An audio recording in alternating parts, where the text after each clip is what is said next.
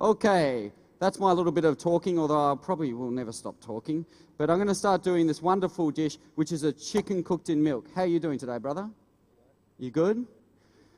As I always try and involve everyone here, you know, it'd be rude for me not to acknowledge this guy. So I have a normal chicken here, and I also have some sage, I have some lemon, I have some butter, I've got a whole lemon here, and I have a fennel as well, which is for a different dish. And this is such an easy way to cook chicken. And I should point out, actually, the first time I did this recipe was actually using a veal shoulder, but you could also use a pork shoulder as well. Beef is okay to use, but I'll generally stick to pork or veal or chicken. And what I really love about this recipe is the simplicity of it. And it may sound a little bit weird at the moment, but because you're cooking in milk, once the milk actually hits temperature, it splits into curds and whey, and you end up with a beautiful richness through the chicken. And of course, because it's cooked in liquid, it's so moist as well. So you don't need to baste, you don't need to do anything. You follow the recipe, which I've written, which is available in the macro stand opposite the Celebrity Theatre here, and you cook this recipe and you will love it. So without further ado, we get a pot going, if I can get the gas working here. A lovely Fisher and Paykel setup. And we want to get this pot to kind of a medium hot temperature. You don't want to get it absolutely scalding hot, because what will happen is you'll just burn the chicken straight away. So the first step we're going to do here is actually just give the chicken a nice colour, because we all like to have our roast chickens or cooked chickens with a nice roasty kind of colour on top of there. So I'm just going to go in and give a nice amount of pepper on top there. Silence as I put the pepper on. Okay. Now, a little bit of salt, but I don't want to go too much on the salt at this stage. We can do that a little bit later if we need to. And I get a little bit of butter and start to melt that in here. Do you want to come over here, my friend? Come close to me. It's very lonely up on stage all by myself. Don't feel sorry for me, it's fine. Okay, now, I'm just going to turn that, get a nice amount of heat, and then we're basically going to seal this off. You guys can hear that? I just want to grab a tea towel if I can see one. Here we go. Just stay there, brother. You guys have got the best seats in the house. You're going to really smell this coming across pretty soon. What are your names over here? Lena, lovely to meet you. Chicken Hands. Nikki. Trish, I'm going to come around here so I don't have to do the rude reach, guys. And Melissa, lovely to meet you all. Okay, so over here, we just want to get a nice browning colour on here. And theoretically, this is quite an interesting step, because you don't really need to do it. It will cook in milk regardless of whether we seal this or not. But one of the reasons we're sealing it now is to get that nice bronze colour we all associate with cooked meats. Yeah, so this is almost more of a psychological thing. She got it right. You said it. Okay, so just that's got a little bit longer. And then what I'm going to do over here is get the lemon. And I've just got a potato peeler. This is a speed peeler we use in kitchens. Very cheap and a fantastic peeler. I'm just going to take some nice strips off there, and I'm not pushing down too hard because I don't want to actually kind of start taking the pith off there. Once the pith gets into there, it might make the end result here go a little bit bitter, and we don't want that at all. I've also got some garlic. Let's put that to the side for a moment. And 2 cloves of garlic will be great. We don't want too much. Oh, these are very colourful and got finesse, haven't they? Great. And just crush them with a knife. I don't need to worry about chopping that really finely because it's purely in there for flavour and we're not really going to be eating it at all. So this should be browning quite nicely now, Mr. Chicken. Okay. Are you in the pan? Can you see that? Say if you think it looks good. Say if you're in love. God. There's only half of you. Okay. So at this stage, I'm going to rip this guy out. And let him rest there for a moment. I'm going to go in with the lemon zest straight into this pot. And then we'll get the garlic in as well. And I've got some nice sage here. And I'm not going to worry about picking that too much. I'm going to go in with that as well. And we'll give it a little bit of a stir around. We don't really want to cook this out too much at this stage. I'm stirring it purely just to combine all those ingredients together. And I'm going to go back in with the chicken. And then I've got some full cream milk. Do not sort of think with this recipe, oh, I'm going to sort of make it a little bit of a healthy number and put something like Rev or something like that in there. They're fantastic and low cholesterol and fat. But what will happen is a lot of those milks are actually made with water and milk solids. So they will not really do the job of normal milk. So we put that into there. And you want it almost to cover. Is everyone following so far? Easy? Hands in the air. Who would do this at home so far? You haven't even tasted it. It's a pretty good outcome. So I'm going to put the lid on. I'm going to pop that into the oven about 40 minutes or so. Where is my oven? There it is. Well, I might just, I don't know if I've got room because I've got a bit of a here's one we've done earlier in there. So what I might do is just let that kind of simmer away just for a second there, because what I want to make is a little bit of an accompaniment to go with that. Now, I came across a little something, which is by no means a new ingredient, called quinoa. And I went around for the first 6 months saying, I'm going to make a quinoa salad, and I was corrected that it's quinoa, but then I was corrected once again by Jen saying it can also be pronounced quinoa. And quinoa is a lovely, like a grain, and it's a little bit like couscous. Can you say that? Who uses this at home? It's so healthy for you. It's in the Macro brand, and we use it a lot at home now because of its ease of preparation, I guess. And basically all we do with that is we take a little pot, and this goes beautifully with the chicken dish I'm making. What we want to do is toast that a little bit like we would a risotto. Who makes risotto at home? Oh, I make it every day, all the time. Okie dokie. So I've got that on kind of a medium to high heat, and we want to toast that for about 5 minutes, and then exactly like we do with couscous, we're basically going to put some water into there, bring it up to the boil. That will cook for 15 minutes, and then we take it off and let it sit, and then it will steam right up and absorb all that liquid in there. I've got a here's one we've done earlier, but I kind of want to go through this process just a little bit. Is everyone from Sydney here? Anyone from Melbourne? Originally. Oh, great.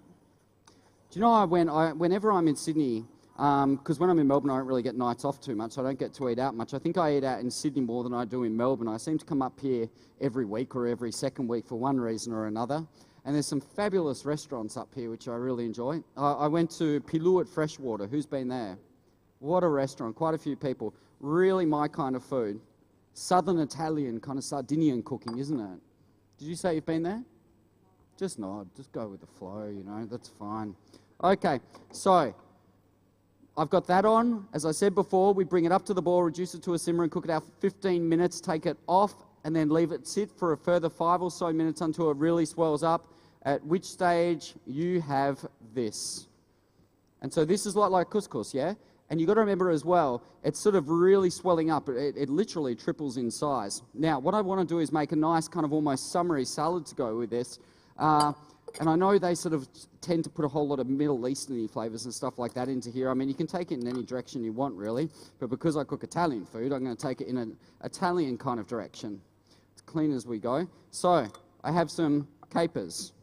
What I want to do is just really roughly chop those. I mean, you don't have to. I always like using the kind of finer capers, or they call them Lilliput capers as well. Some of the big capers, which you get, you know, the ones about that big, there's nothing wrong with them. But what happens is they pop them in a brine so they can be stored on the shelf, and they often absorb a lot of that moisture. And to me, I taste mainly vinegar when I eat them. Anyone agree? Okay, yes. So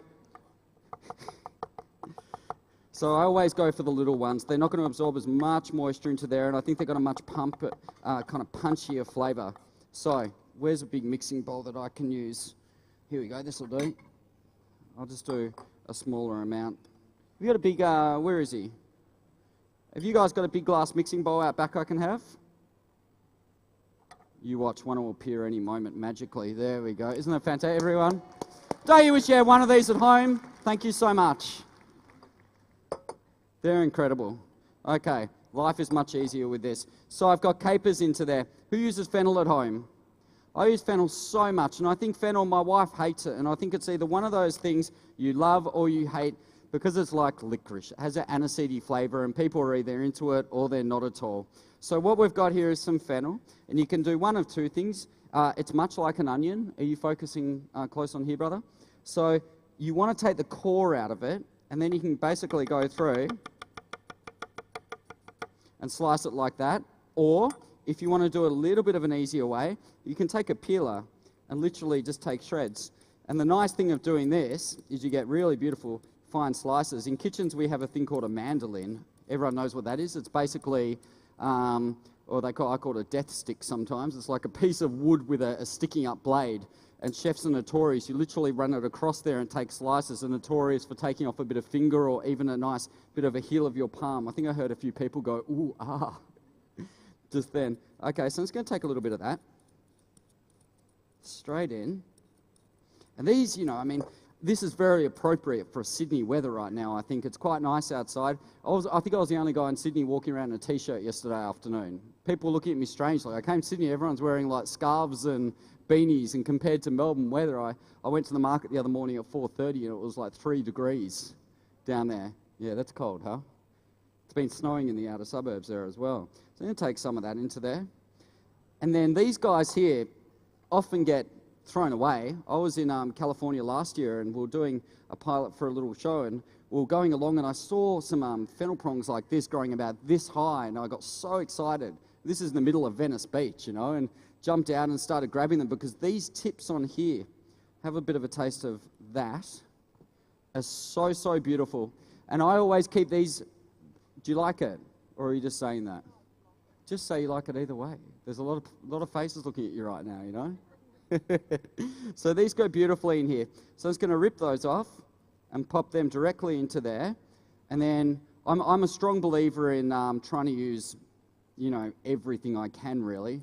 So with these, I would actually keep these. And in my kitchen, we have, at the kitchen cat in Melbourne, we have a huge French rotisserie about this high, and we roast things like whole salmon and a whole fish on there. So I would keep these and put them in the center of that fish with like lemon or preserved lemon or something like that, and other aromatics. Thyme is fantastic with that as well. And then these give off a beautiful flavor as well. Alternatively, if you want to do it at home, you would grab these and you just put them on the base of a tray and put a nice kind of snapper or something like that on top of there. Salt, pepper, olive oil, nice squeeze of lemon, and these will give off a lot of flavor as well. And also what that'll do by putting it down, it'll allow the air to go through under the fish too, so you don't end up with kind of a cooked fish on one side with a brownie color and a different color and a different kind of cookedness on the other, I would say.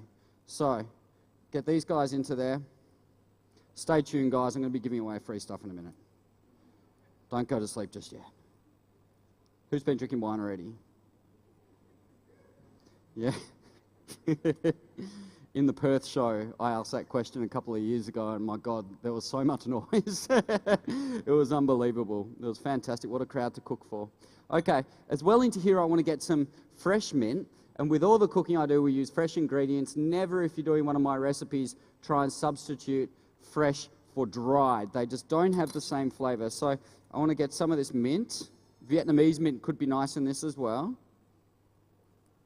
Just a little bit. And you can chop this, but I often like just to get in there. I know it's a little bit Jamie Oliver, but just get in there and rip it up with your fingers. This is just, it's simple cooking, but very, very flavoursome. Okay. We'll get that into there. I might even get a little bit of parsley. I always think with herbs, you've got to be a little bit careful, because if you start putting too much of something, flavours start to collide. And a lot of restaurants I go to these days, who dines out quite a bit? And micro cresses they put on things. Those little baby cresses. They are a baby herb and they have flavour. And sometimes I think some chefs forget that, and they do look very beautiful. And I've been to restaurants where there's like a fistful of that on top of something, and then you start to eat this beautiful meal they've cooked, but the amount of different coloured and flavoured and varieties of micro cresses actually ends up making the whole dish to me taste like soap, because you get all these flavours colliding. So you've got to be slightly careful of that. So I'm putting a little bit of flat leaf parsley. We've got the mint in there already. And then I'm just going to get a bit of lemon zest. And for me, I live in Melbourne and it's cold right now, but I think about sitting outside, maybe somewhere in Sydney by the pool, and it's a beautiful day and kids running around under the sprinkler or whatever goes on, and you have this kind of stuff, and it's just really beautiful. Okay, now, cold pressed olive oil. Everyone know what cold pressed olive oil is? Who doesn't? Who wants to know the difference between normal olive oil and cold pressed olive oil? Okay, great. There's another little side lesson we do here. I always go on these tangents, I end up getting someone out the back giving me the stick saying, stick to the recipe, stick to the show. So this is a cold pressed olive oil. Then we have an olive oil, and this is what we call cold pressed extra virgin olive oil. So what happens is olives come off the tree. I've been many, many times and seen this done. And what they'll often do is heat the olive, because when they heat the olive, they can extract more olive oil from the olive. At the same time, when you start to heat that olive oil, once it goes above sort of 38, 40 degrees, you start to actually lose a lot of the beautiful flavour, or the original flavour from the olive. So by extracting cold press, which is as it sounds, they put the olives into the press and literally clamp them down, and they get the absolute kind of raw olive oil out of there, you get all the flavours also that are surrounding the olive tree. So they'll all have different flavours, from grassy to peppery, and sometimes fruity as well, which is fantastic. I had the pleasure a couple of years ago, I decided I'd been, working flat out with 15 and books and all kinds of stuff, and I decided I'd put out so many recipes and stuff like that that I just wanted to take some time out for myself and get back to the basics and go back. I was actually pushed into this by my wife. I think she wanted to get rid of me for a while, but she said, go to Italy and do some stages. And stages are where you go into kitchens and you stand there for free and basically watch, and sometimes even in the better restaurants you pay for the privilege. And I got the chance to go to a fantastic place called Lucca. Has anyone heard of that before? And I met a woman, and she was a few years younger. I'd probably be married to her. She was about 75. She's a baroness, an amazing woman. She lived on her family's original estate, which was God knows how many square kilometres. It's got about 20 farmhouses on it, and then her villa itself is probably one of the most beautiful places in all of Italy. And back in the day, it was 100% self-sufficient. So they had their orchards, they had people producing grappa, cheesemakers, they had sheep there, these sheep that Matt Skinner and I thought were goats because we'd never seen a sheep that looked like this before, and they used their milk to make ricotta and different cheeses every single day, which was fantastic. And the Baroness actually gave the land back to the ancestors of the original people that ran those kind of productions to keep producing, to sell in the local markets, to keep that kind of tradition up, which is really, really wonderful. I forgot where I was going with that. See, I'm on one of those tangents again. I'll come back to it, I'm very sure, soon. Well, the olive oil. So, yes, thank you very much. First prize goes away. Who said that? Thank you so much. So the Baroness took me into this room. I sound like Grandpa Simpson sometimes, right? The Baroness took me into this beautiful old room, and I've got photos, I don't have it here, and they had this original olive oil press, and it isn't until you see one of these things you realise how simply a lot of these ingredients were made. And it literally had like a stone trough and a huge bit of wood, like a beam that went up. And then it had this kind of like a big winch thing that came down, and they literally had these kind of hessian bags which they would put the olives in, and they would kind of slot in under, and then they'd put this clamp all the way down and literally just press it and get the cold olive oil out. And she had her own olive oil, which she gave me a bottle of, and I carried it all the way around Italy with me for probably the better part of 6 weeks, and got back to Australia and they wouldn't let me bring it in, which was quite, oh, you can imagine how upset I was. So, lemon zest, olive oil, we have a little bit of pepper, capers have gone in, mint's gone in, parsley has gone in, and fennel has gone in. And this is looking very, very nice. You could do other things into here. I mean, if you're into sun-dried tomatoes, they can go in. Olives can go in. You could put a different type of cheese in if you wanted to as well. Importantly, I want to have a little bit of a taste of this now to see how we are. I'm going to hit it with just a tiny bit of lemon juice. A little bit of lemon juice, not too much. And give that a mix. And let's get that on a plate. Have I got plates around somewhere, guys? Let's get one of these. Okay. So, ladies and gents, that's my first finished dish. Quinoa salad with the capers and fennel. Thank you very much. I am putting together a meal here. This is where you clap if you want. Or don't. It's up to you. So I'm trying to put together a nice little spread here, really. Okay, now I need to make room because I'm about to start pulling a lot of food out. That can go in there. Now let's have a look at this chicken. So, I've had a chicken that would have been cooking in the oven for about 40 minutes, about 180 degrees. And this is the here's one we've done earlier. I'm going to put that to the side here. And I'm also got some vegetables, which are just very simply roasted vegetables. Baby carrots, pumpkin, sweet potato, just to give you guys an idea of how easy you can pull a meal like this together. I mean, I reckon if, I was about to say if I was at home, let's say if my wife was at home, because I could probably do it a little bit quickly, I reckon she could pull this together. Well, I reckon I could do this all of this in 40 minutes pretty easily, as long as the chicken would take to cook. So I reckon my wife could probably, about an hour of preparation, she'd be there with this. So I'm just going to take a little bit of parsley. We've got a division of labour in my house. I do all the cooking and the kitchen stuff. And she washes my chef jackets. Sometimes I think she could do one of those ads on TV, you know. It's really, look at all this squid ink you've got in your jackets and stuff. Okay, so I get a little bit, I think mint's always nice with veggies as well, so I might get some of that into there. A little bit into there. Salt, pepper, some olive oil. We'll give this a little bit of a toss around. And if you're going to put herbs through things like roasted vegetables, they really do add so much flavour. Marjoram is beautiful through roasted vegetables, as is things like sage. But if you are going to do it for presentation and flavour, do it at the very end, because I sort of, Dunks, have I got that big plate here? Here we go. I might do it this way around, changing my mind here. So if you are going to do it, leave it to the very end, because it does, oh God. Come over here, brother. Follow me. Get your camera in that pot there. So this is the here's one we've done earlier. And one thing I really love about this is if you don't eat all the chicken, it really carries beautifully over to the next day, and you can start to shred it and have it in sandwiches like you would a normal roast chicken. But what we do in the restaurant is, can you see in there, we keep all that liquid, and when we have leftover, we basically take the chicken, because I have this on the menu sometimes, a special, and we shred it up or chop it really finely, or even put it into a food processor, which I try and avoid because I think it kind of mangles a little bit. And we put a little bit of that milk combination there to loosen up, and we make things like ravioli or tortellini out of it, which is wonderful. Okay. So I would pop that right in the middle, and then we'll start to get some of this around the outside. How are we looking, guys? Give me a vote of confidence up here. I think now would be a good time to give out some free stuff. What do we think? Can I grab some of the guys from out the back? Who wants some macro goodie bags? Oh, I thought I only heard about 12 people just then. I got 40 bags or something up here. Okay, free stuff coming. Ladies and gents, that's my first 2 dishes.